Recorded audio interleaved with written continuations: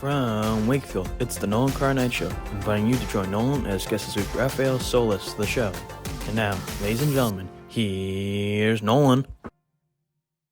And welcome back, ladies and gentlemen, to yet another great edition of the show. And as I just said, great edition. We certainly fit the build and mold with this one, as I am privileged and honored to talk to not only a wonderful person, but a legend on the basketball court, not just at Brooklyn College, but also at URI, where he helped bring the team to one of its few and before NCAA tournament appearances almost 30 years ago this year, and as well as the beginning of this past season as well. It's a privilege and honor to talk to the man himself, Rafael Solis. Mr. Solis, how are you? I'm doing fantastic. Thank you so much for getting me involved, and a great intro. I didn't know that it was so great, but yes, 30 years ago, we were FAD. We were the tournament team there at URI. So yeah. Awesome. It's I've been able and privileged to speak to a few of your former teammates on the podcast. Most recently, Kyle Ivy Jones, and then a few months ago, Ibn Bakari, and a few others before and after times. It's always great to talk to a fellow former URI Ram. Talking about your history with the sport, not just at URI, but in general. Obviously, basketball's been a big part of your life for many, many years. And as I'm sure you're aware, things are sort of back to normal as they once were with sports and everything in general with life. So for you as a former basketball player, what's it like to see college sports, but also sports in general, to be able to enjoy it as they once were? You know what? Let me just tell you a little bit of history of me. Here in El Paso, Texas, in Mexico, we play a lot of baseball. And I grew up playing baseball. But being tall, I was always a tall kid. And my dad loved baseball. And he actually burned me out because he had me play in Mexico. We're a border town to Juarez, Mexico. So I would go back and forth playing so much baseball till I just disliked it. And then I chose basketball. But I should have stayed with baseball because I was a hell of a pitcher. And then I saw the unit who's about my size, and I'm just thicker and wider. I'm glad we're back to the normalcy. I used to do basketball camps, but some of those gyms that I did my camps didn't stay open because I would rent some private gyms there. So I'm still trying to get back to that. Yesterday at the gym, I saw NIT game, which was amazing. These guys were just shooting threes and making them, and there was a comeback. It was great. I'm going to tell you the truth. I'm not a good spectator. I bike, I hike, I have a kayak. I'm an energetic guy, as hopefully you can see by my demeanor. So I'm not really a sit down and watch, but I do get phone calls from friends that tell me, hey, I'm watching the NCAA and I'm thinking about you. Man, I'm glad you made it, man. You were there. So I get a lot of that.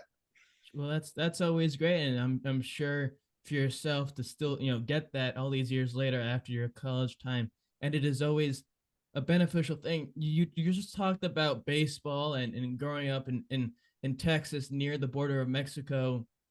For you though, once you got into sports, but more important, or not important, but more specifically with basketball after baseball ended, when did you realize before college that, hey, maybe this basketball thing can happen post high school and post just recreationally?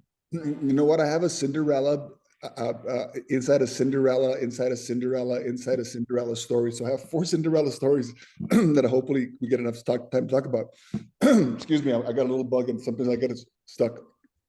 So my parents moved us out of this so-so area of El Paso into the lower valley where the Rio Grande passes, and we had irrigation rights, and my dad was a farmer. So we had a big piece of land and we would grow our own vegetables. But what's specific to that is that I went to Riverside High School, and then that high school, it was full Mexican, but we had one black high school coach named Jim Forbes. Jim Forbes played for the 1972 Olympics. Wow. They're the ones that lost to the Russians a long time ago. It was this big polemic thing. He went to UTEP, which is our university here. Then he went to the Bulls and he tore up his knee. But anyway, he was 6'8", 6'7", and he taught me how to play. He taught me a hook shot. He had me do the mic and drill, and he told me, hey, you know what? You're gifted. You're special. You have some good talent. And one time I had a rebound dunk, and he said, Raf, that rebound dunk, not everybody has the talent to do that or the presence of mind. So from there, I went to a couple of college or tournaments, and a lot of schools were interested in me because I was tall and very athletic. And being the border of Mexico, the Mexican team asked me if I wanted to play nationally with them, the Olympic team, and I did. And we had a very, very, very harsh coach, and he said, "You know what? You've got some talent. You can do something with it." And that's when it started. My Wow. first school I went to, like you said, Brooklyn College. It was the worst Division I school in the nation, but I got to play in New York in Rutgers playing field in the outside courts. I got to play in West Fourth, and that was a great experience. Just living the ball life, the street life in New York City is what actually made me. If I would have learned basketball sooner, I would have gone farther. But I can't. I have to be appreciative of what happened to me. So that's my first Cinderella story. Coach Jim Forbes was my high school coach. Well, I want to mention that process. I mean, it's also good that you're happy of the experience they had, because some aren't fortunate enough to even get that chance in life. I've and the people I've talked to that have either followed after you or before you at URI, I've sort of asked them this, and you talked about how the Mexican national team said, "Oh, you have some talents, you could take it somewhere," and your high school coach gave you some credit as well. When you're going through this process where maybe schools were looking at you, whether it be Brooklyn, then later on Al Skinner, his staff were looking at you from Rhode Island, how do you remember handling it in terms of getting this attention? Obviously it's pre-social media, so it's not as crazy as it is nowadays, but still you have schools looking at you. You're probably having to balance that between being humble but also saying, yeah, I'm good enough to play at the college level. Do you remember handling that in any sort of way back then? Again, it's a crazy story. Yes. So uh, first, Brooklyn College. I go to a cream of the crop tournament in Houston, Texas. And all I did was I got a rebound and I outlet it to my guard and I took off sprinting just like Dennis Rodman and I beat my guard down. He gave me the ball. I made a move and I got fouled right there. People, just because I did that one move, because I hardly had any playing time, okay? Just because I did that, boom, I got like called in letters. Hey, we're interested in you. But I eventually decided to go with Brooklyn College. I was in Block Island when I heard that Brooklyn College program had folded. I don't know if anybody, is this in Rhode Island? Yeah. Okay, so I was living in the Eureka, which is owned by Kyle Draper and the Draper family, Rita Draper. I was in the Eureka. I had no phone service. There was a phone, a pay phone, and I gave people, coaches, that phone number, or I gave my coaches from Brooklyn. They was like, "Hey, Rafa, you know what? You're probably the only player, you and Birmingham are the only player that schools are looking for. So I'm going to give them your number. Do you have a number?" So I gave him the number of the payphone. So this is a Eureka. College kids are there to work at the restaurants and during the summer and summer jobs. So the phone is ringing all day with coaches, and there's a big board, and it says, "Rafael, call this coach, call USC, call New Mexico, call this, whatever." So I would go there every day and look, and then I would call the coaches. So I took trips. I went to Bowling Green, Ohio. I went to San Francisco. I went to Long Beach. I went to NMSU. So I took trips. So I was fortunate. Like I said, this is weird. I mean, here I am, no pay, no phone, no nothing, and I'm answering the bulletin where people just put different messages, right? So of course I'm elated that this is the way it's happening. I take a trip to LaSalle, and to tell you the truth, I was gonna sign with LaSalle Wow. in Philadelphia. That's when I get the call from URI, and I'm already staying in Block Island. And I'm like, "Hey, I'll take the trip. Why not?" And that's what sold me. When I went to URI, I met Carlos Easterling, Andre Samuel, Carlos Cofield, Abdul Fox, and we played. And then they showed me a video of the highlights and all this, and it was just high energy. And I Yeah. love campus. And that's when I called LaSalle and said, "Hey, you know what? I'm going to sign with URI here." And and that's how it happened. I mean, that's a crazy little story there, but that's how it happened. I mean, I didn't really have the time to think about recruiting. It was just so many schools, and I Sure. was fun during the summer. I just want to return back to Block Island. Yeah. URI brought me back to Block Island. They paid for my flight, and I go, "How crazy is this? I was going to go somewhere. I had paid for my flight to Rhode Island, and now I'm coming to URI." So that was, Yeah. yeah. There you go. That's, you probably at that point you're just appreciating the moment, because it's a moment probably most aren't experiencing in the way that you did. As I mentioned, Brooklyn College was your first stop before going to URI. and those who have also spoke to during the college process, or those who played in college hoops, I've asked this, and maybe it was like your experience, maybe it wasn't, where a coach and a player like yourself are talking maybe perhaps about what you can contribute to the team, but also what they are going to expect from you. Seeing Mhm. as Brooklyn College, you had you left your mark there, double digit scoring, I believe, all 3 years you were there before you went to URI. What was your conversation like with your coach at Brooklyn College in that area, seeing what you could contribute to the team for those 3 years? So let me tell you, Brooklyn College was terrible every year. If there was 346 teams NCAA, it was number 346. So they just wanted players. Sure. They brought in a bunch of players from Texas. I really did not do my homework. I really did not know what the recruiting process was, and nobody really helped me. So I don't know if it was a good decision or a bad decision, but I got to be grateful that I got to play.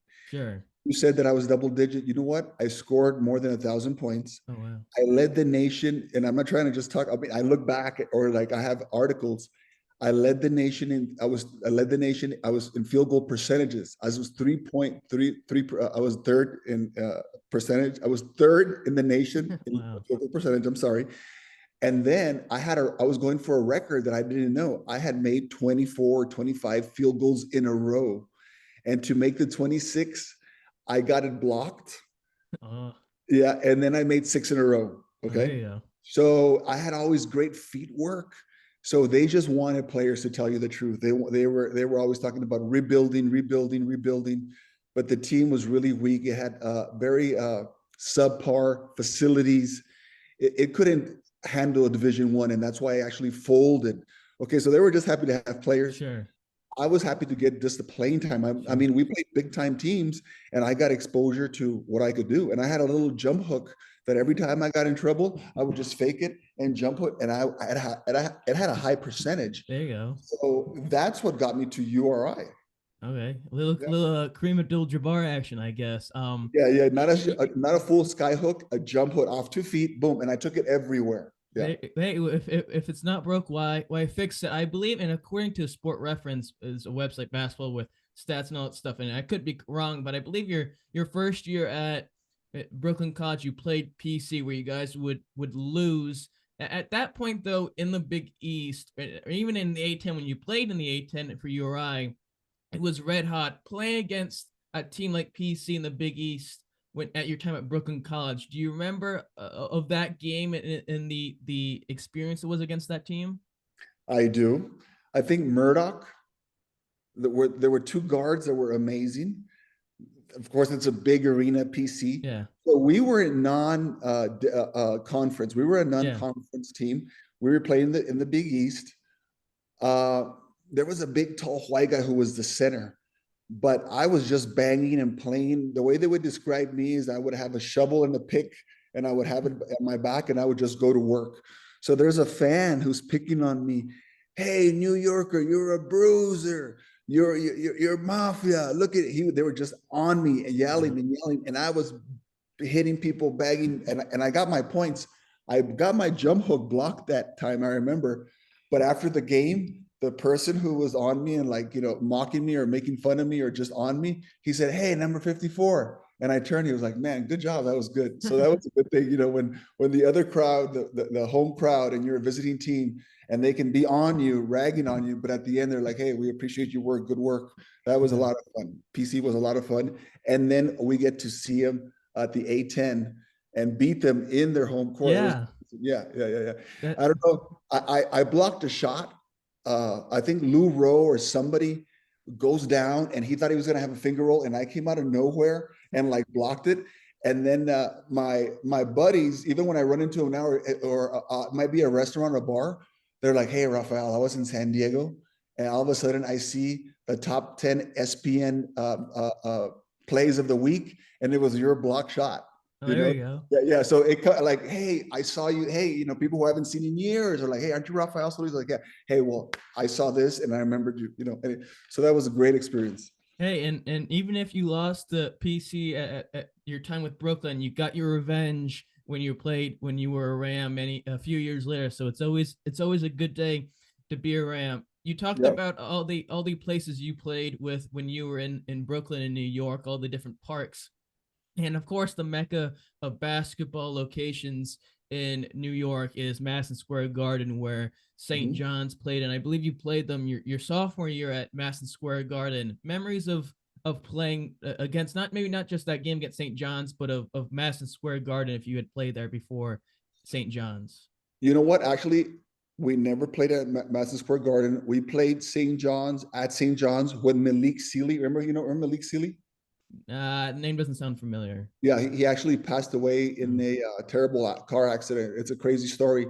But anyway, Malik Sealy was what looked like a Abdul Fox, Okay. sly, thin, and he was a great player. I got to see John Carnesecca, who was the coach at the time there, but we only lost to him by 10, Yeah. and we were so close to them. There, again, you were talking about the teams that we played. We played PC, St. John's, Boston College. One of the top teams we played was Cincinnati, Yeah. and they had like 20 dunks to our one. And I had that one. There you With go. USC, Harold Miner. Okay, there. So I played against the top talent, and I prevailed, and I showed some sign. I mean, only because when you're out there, it just comes out. The competitiveness just Sure. comes out of you, and you want to have a good game, and sometimes it comes out. Sure. Yeah. You know, you mentioned how, unfortunate in terms of the schools, basketball team was in terms of all the other programs across the country, the men's teams that is, and the success you had as a player and the teams or the players, I should say, that they were bringing onto the team. When you're having success individually, even if the team isn't, how do you persevere through that and keep thinking about the positive? Because nowadays with our alma mater URI, they've lost a lot of players to the transfer portal because of the lack of success. So as a player, years ago when you had individual success, how do you keep an eye on that instead of all the losses that maybe the team took? It's a great question. You go through ups and downs. You go through ups and downs, and you don't think you're good because your team isn't doing good. And you wonder if it's because you're giving the ball a lot because the coach wanted me to touch the ball a lot because I was scoring my points. Of course, you don't let it get to your head, but people call you the franchise of a small program. They call you the man or juice, stuff like that. But I don't remember actually going to my head because there was always that fear of competition, of not living up to expectations. So I just remember every game I showed up to play, and hopefully we would win. And unfortunately, the other teams had our number. Sure. I couldn't tell you why our success wasn't what it should be because I thought we had good players, Sure. but obviously the other team was better. But then again, like I said, they shouldn't have had a Division I team. We didn't have facility. I mean, our gym was so small; it was ridiculously. I think it might have sat 1,000. Oh It was wow. ridiculous. Yeah, yeah, yeah, yeah, yeah. But you know what? I just showed up as a person. I took advantage of living in New York. What you just said right now, I just thought of a story. So we would go to West Fourth. Have you heard of West Fourth courts? Maybe some of your listeners are going to know West Maybe. Fourth. Yeah. It's downtown. It's in the village, and it's a small little court, and it's street basketball with chain link fence all around. You would sign up, and you would put your name in a cardboard, and then they would call you up. Well, our team got called up because we took a couple of players. We lost, but because they saw me bang and hit and get rebounds and do what I had to do, when the team came up next, they said they heard me speak Spanish, and hey, Puerto Rican, you want to jump with us?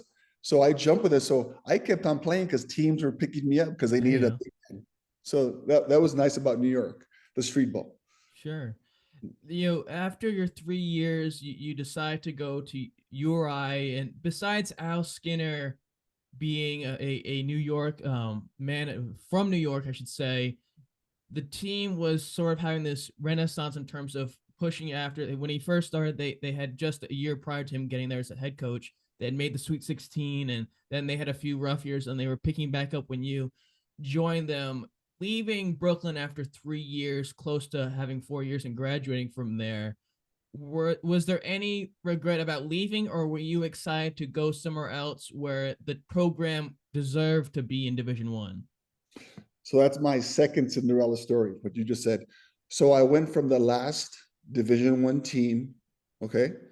My Cinderella story is that I went to a top 60 uh, team, and then we wound up being ranked 25th in the nation. Us, Yeah.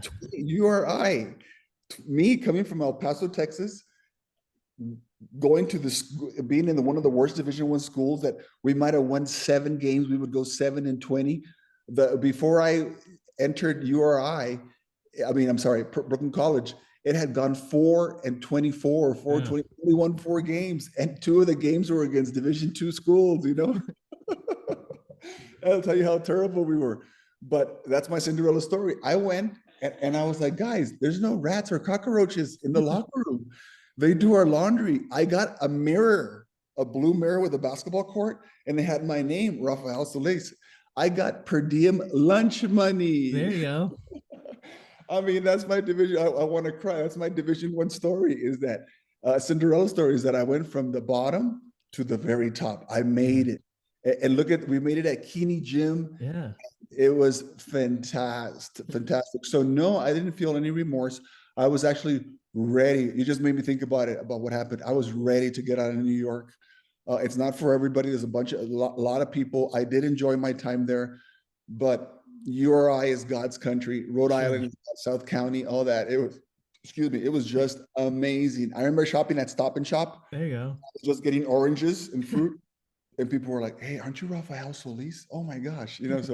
So no, I had no regrets, and I was totally happy to go into Rhode Island. Well, that's the thing. You know, I always, as someone I'm from South County, so I traveled really far to go to URI, and it's always one thing. You walk around campus or you walk around town, and you see these athletes, and you say, "Oh my gosh, these are these superstars, these legends of the school." I asked you about maybe your conversation with your coach at Brooklyn College. When you came to URI, you joined a group with several other upperclassmen. Obviously, you have Dual Fox and a list of great stars such as himself. When you sat down, perhaps maybe before the season started, with Al Skinner and the coaching staff, was there any sort of conversation in terms of what you provide as a upperclassman for this team with your final year, or was he sort of just like, you're on the team here with us, and whatever you're able to do on the court with what time you get is what's going to happen? So I go from Philadelphia and I go into URI. I actually took the train. I said earlier that I flew, but no, I took the train. Andrew Samuel and Carlos Cofield picked me up, and I'm going to have lunch the next day with Al Skinner. We go to the Coast Guard house. And the first thing Al Skinner said is like, "Hey, I need to tell you something. Whatever you do or happens here, I'm going to hear about it." So I don't know where that was coming from or whatever. And I don't know if there was a past from his players or whatever, but that's one of the first things he told me. But during the conversations, what I found out is that I had big shoes to fill because of Jeff Kent. Yeah. Jeff was a tall 6'10", 6'11", senior. He had just graduated. He was a shooter. He didn't really play in the post so much. He was more of a shooter, and on the fast break, he would stay behind the 3-point line, but he was successful there. So I knew I had big shoes to fill. Later on, coaches told me, "Hey, you know what? We need you to play defense. We need you to rebound. We need to rebound, and whatever you can give us." I did. I honestly, the league, I mean, I came from a low Division I to a higher Division I, and I asked Coach Skinner, "Hey, Coach Skinner, is there any way you're interested in redshirting me so I can get bigger, stronger, and know how just get better for the team?" And he said he wasn't interested in that. That he needed me now. So that was fine. So I stepped into my role. I was not a starting senior. The starting senior was Michael Moden.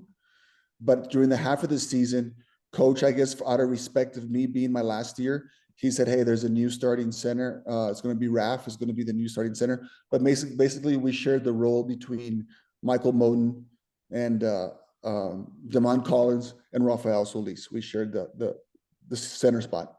Well, that's what I wanted to ask you about. I mean, throughout the time, and the website mentioned Basketball Reference, there weren't a lot of centers on any of the teams that you play for, true centers, besides yourself and Mike Moen. Obviously, you mentioned DeMont Collins.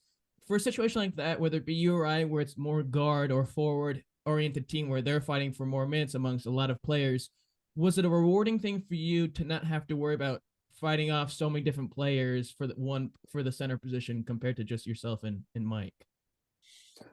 It was tough because I came from I play, and Coach Skinner once brought it up because a lot of people were complaining about their playing time during some time, and Coach Skinner was like, "Raf, how many minutes did you play in Brooklyn College?" And I played, almost the whole game. Yeah. Here I was getting less playing time, but I knew that it was a shared role, and I knew that I was new to the team. I mean, come on, I was 3 years in 1 year, and I came here to fill a role. So I embraced that. Whatever time that I had to come in and work for the team and the crowd, who was amazing. It turned out I had my own fan club. They call it the Wrath of Raph, because they saw that I was a bruiser, that I saw I would, bang people, because that's the way I was brought up playing basketball, use your body and stuff like that. And my fans were Boston Celtics and Robert Parrish and Kevin McHale and Larry Bird. So I brought it in there. So you know what? It's something that I embraced. It's something that I understood. I never complained, but I did see the honesty or the logic when Coach Skinner brought it up in a garage, in a team locker room huddle, because people were complaining. Hey, it's like, you know what? Look at this guy. He's not complaining. Yeah. He's there. He got all this time last year, and now he gets, half the time, and he just goes there and showed up to work, Sure.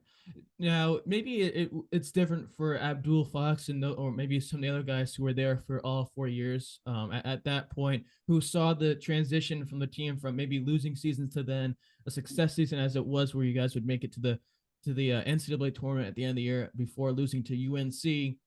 Were they able to maybe project what the season turns out to be when you're joining a team with Abdul Fox, Andre Samuel, Carlos Cofield, Kylie Ivy Jones, and a few others, Mike Brown, I believe he was on the team. When you're joining a team like that, how high do you remember the team setting the standard for what the team could potentially do come March or early April? You know what's funny is that I never expected, because I had low expectations. And again, this is my third Cinderella story, okay? We made the NCAA tournament. We were just normal guys who like to have fun. I knew we were special. One of the reasons I came to Rhode Island is because was Abdul Fox. The way he spoke to me, the way he told me, hey, you know what? This is the success we've had all these past 2-3 years, and this is what we want to do. We want to rule the A10.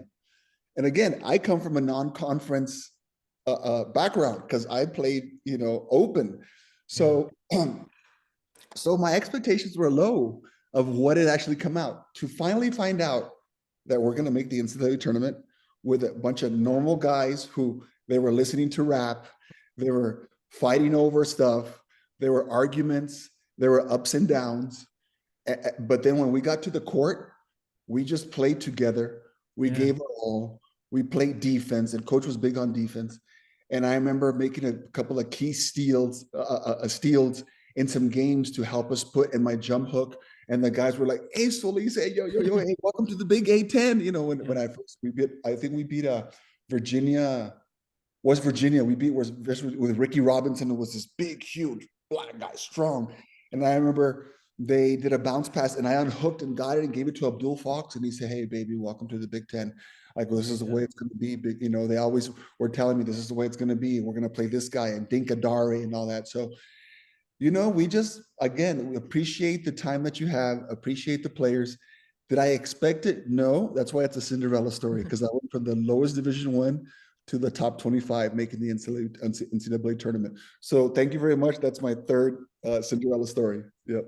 I asked you earlier, and you sort of alluded to a little bit. You played PC first, Brooklyn College, your freshman year, and then your senior, you played PC again. You guys beat them by 2 at PC, mind you. And it's sort of a revenge game. You're cashing in some checks, as the saying goes. For that feeling to get revenge against PC, but now at URI, where the team's actually good, how much of a rewarding feeling was that experience compared to your first go around? I did not compare it to the Brooklyn College because Brooklyn College was a separate team. However, when we played UMass, that was a very, very, very competitive team. And that's when they said, hey, you know what? The toughest teams and are these guys, but our rival is PC. Yeah. So the big thing in Rhode Island is like PC or URI, PC or Yeah. URI, right? So I knew it was an important game.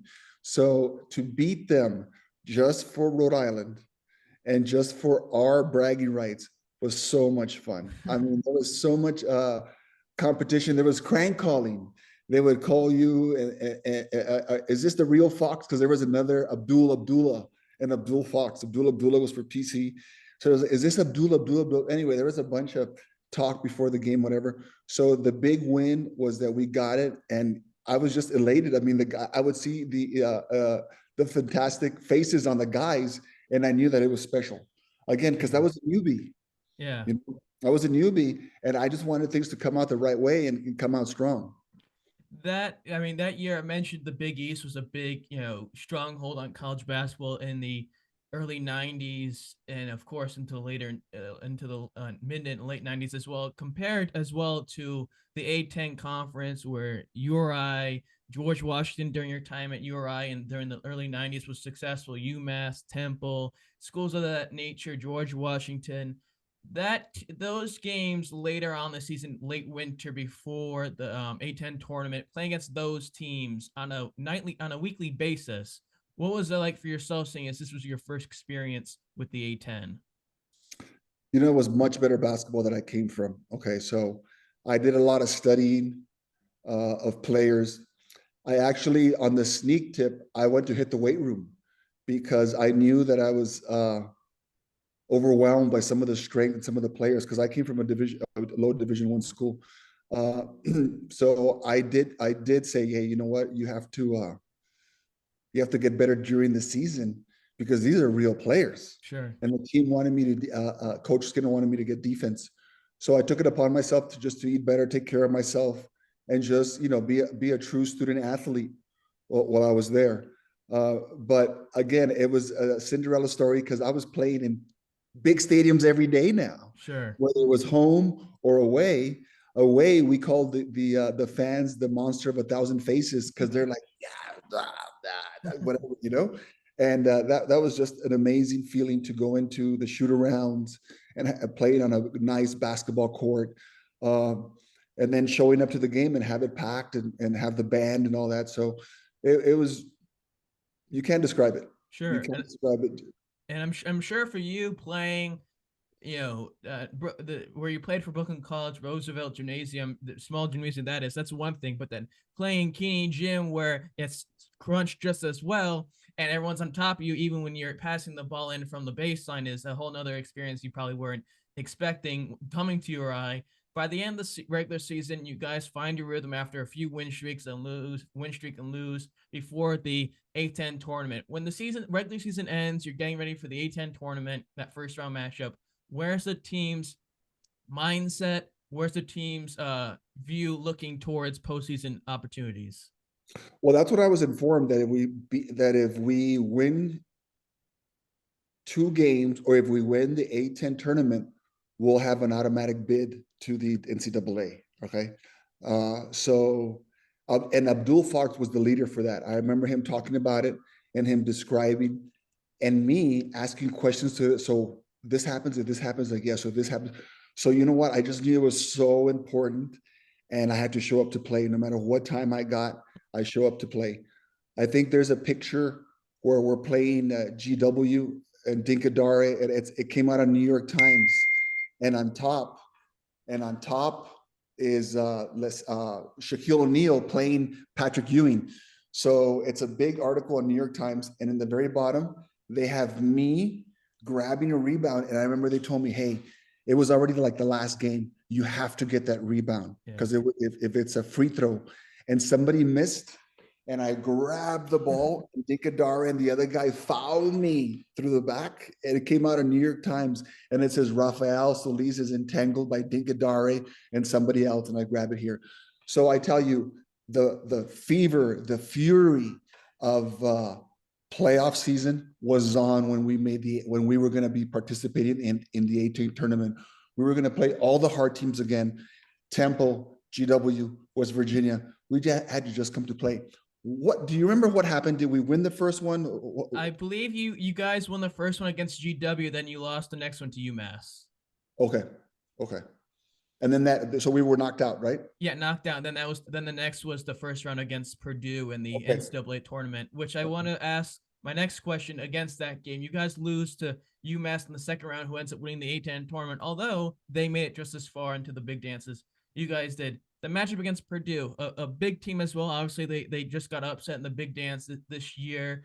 Playing against a ranked team like Purdue in that first round matchup, obviously you talked about not having nerves, just going out there ready to kick ass as best as the team could with all the talent you guys had. What was the mindset like for your team that year, the Running Rams, against a team like Purdue, and then what would possibly happen afterwards? So for all of us, it was new territory. To tell you the truth, it was new territory. When we were informed that we were going to be in the NCAA, we were in some room, all of us together. Mind you, I had a cold and a fever, so I stayed home. So they called me on my phone and told me we were going to make the NCAA tournament. However, I got to see the picture that they took when they said, hey, you guys made the NCAA tournament. Yay! Now we got to go to practice. And Glenn Robinson was a homework that we had to do. So the coaches started doing some scouting, started getting videos, and they started telling us what the whole team was all about. I have a good story about that tournament besides winning. Michael Brown is guarding Glenn Robinson, and Glenn Robinson is on the right side. And I go to help defense because he drives in, and somehow he goes around me, and now I'm behind Glenn Robinson. Well, coach had a rule that said no easy baskets.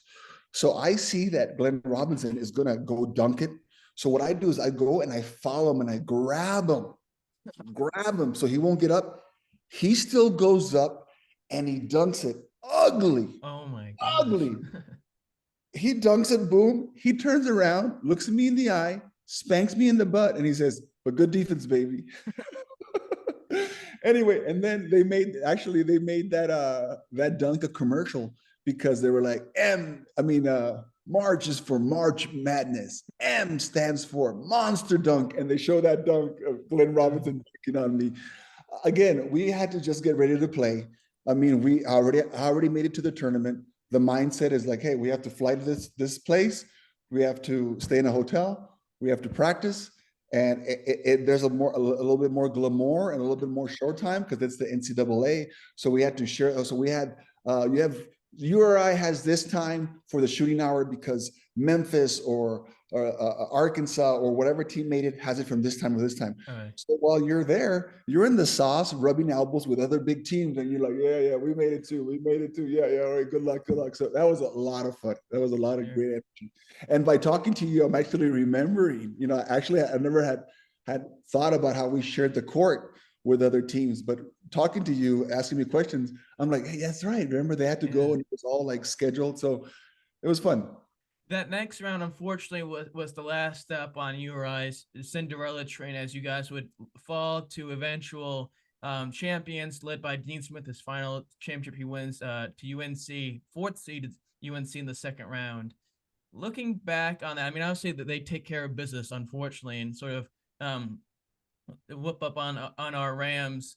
Looking back on your time at URI and how it ended, do you ever think or wish that maybe you joined URI a year earlier, or were you just looking at it in the perspective of, at least I got to experience 1 year, it would have happened. If it didn't happen, oh well? Of course, you have wishful thinkings. What if? Everybody has that. You go through life, but you just can't do that because life doesn't work that way. And I'm lucky and appreciative that I went to URI and where I lived. I made some good friends. I met a great family. But if it would have been another year, maybe things would have been different. Maybe we didn't make the NCAA tournament. Just be glad that we did make it. Yeah. Now, when we ran into North Carolina, I'm sorry, the announcer Brown, he interviews me right before the game. He's like, hey, Rafael, how are you? I'm something Brown. I know he comes out on TV all the time. I can't remember his last name. I mean, his first name.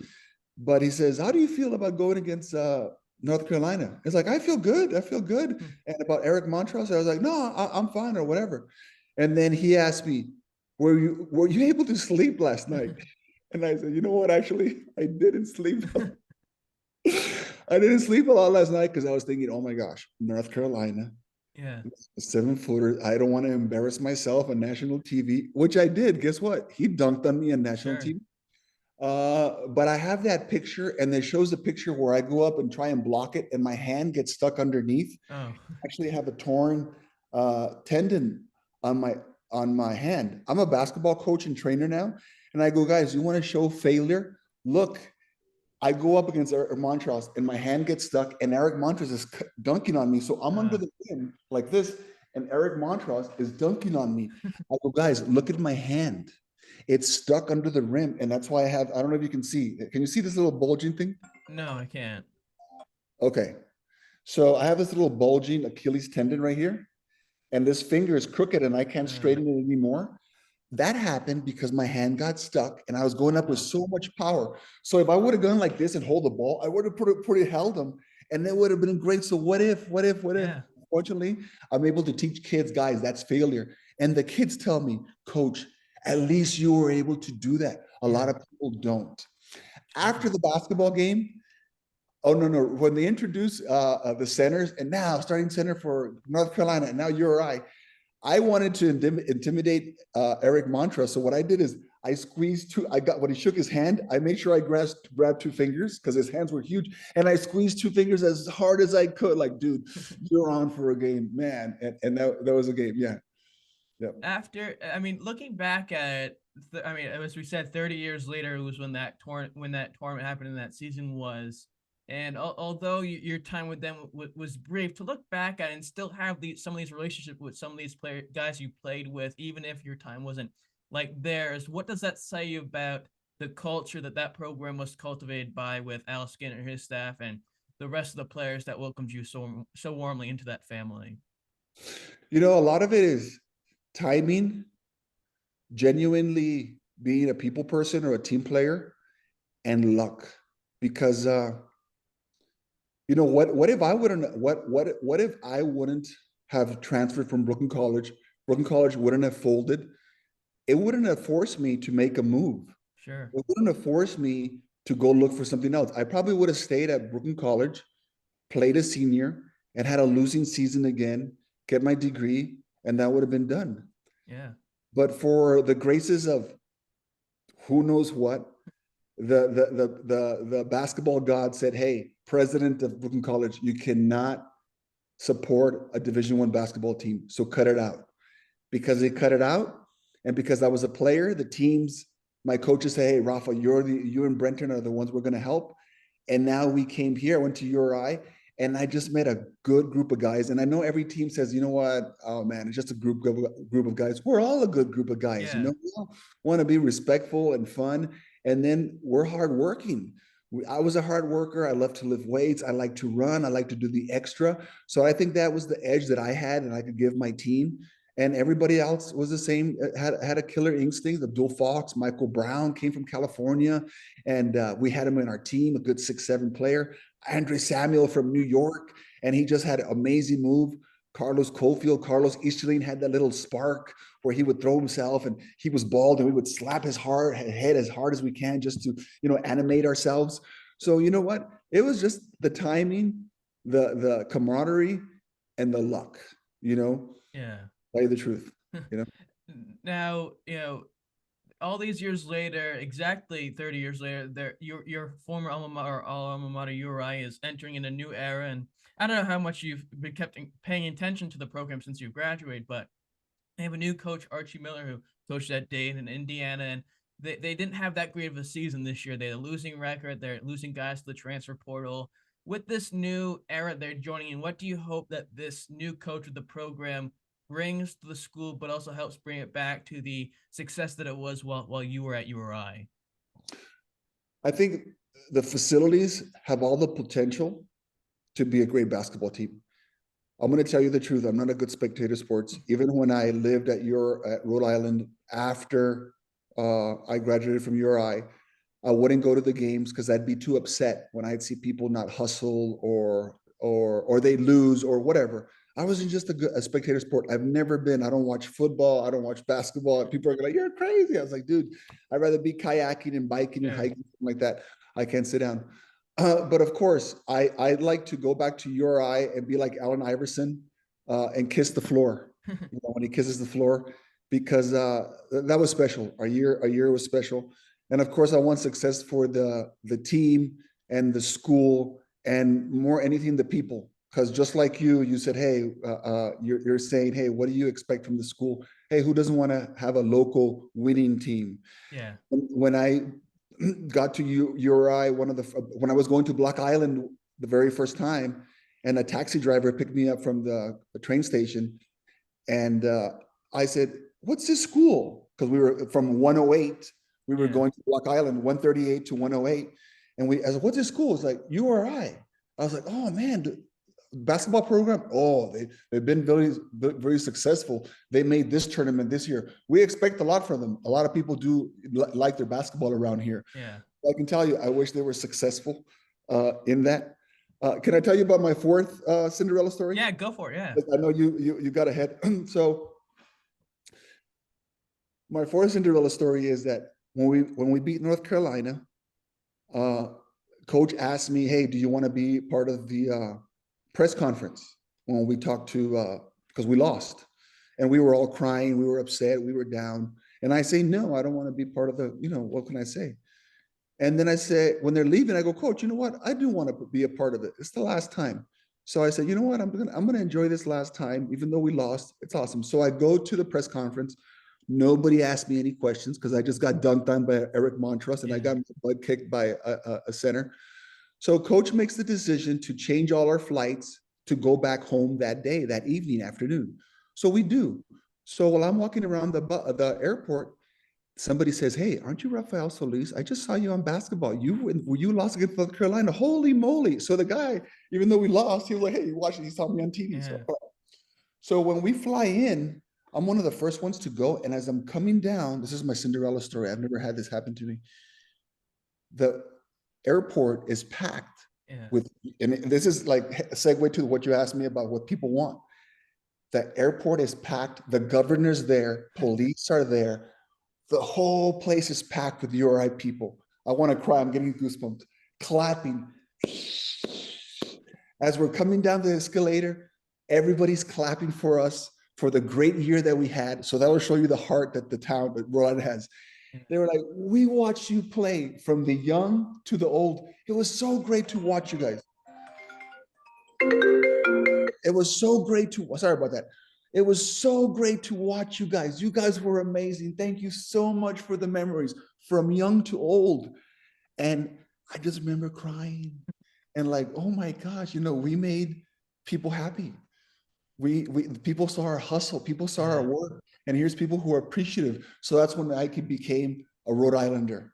To tell you the truth, I was like, wow, this is amazing. So anyway, that's my fourth Cinderella story that happened to me. Well, it's a prime example of making the most of what time you have left, and in most situations, people who may have your situation who come to you right after you are here, who have a year left and are joining as a grad student or whatever the case may be, and they don't take in what they're being offered fully like you did, and now they may look back and say, "Oh, I wish I did it better." Whereas it seems as though you're appreciative of every second you had there. Before we end here today, and again, I want to thank you so much, Rafael, for taking the time to do this. I want to end on a little game I like to call the one-word challenge. So what entails with this is that I'll throw out a few names of people, places, or things that have some connection to my guest, and he has to do his best to say a word or two or sentence that best comes to mind when he hears it. So are you ready? Yes. First one, El Paso, Texas. Home. Mom. Kingston, RI. God's country. Roosevelt Gymnasium. Fast break. Keeney Gym. Fans. Hard work. The tournament team that we had. Success. Comes with a price. Al Skinner. Amazing coach. And last but certainly never least in this cosmic universe we all call Earth that we live on right now, Rafael Solis. Appreciative. Well, I think I'm going to double down on that statement and say that I'm very appreciative and thankful for the opportunity, good sir, that you took to come on and share your stories about your experiences, not just in life, but basketball as well. This was a true treat to me. So thanks again.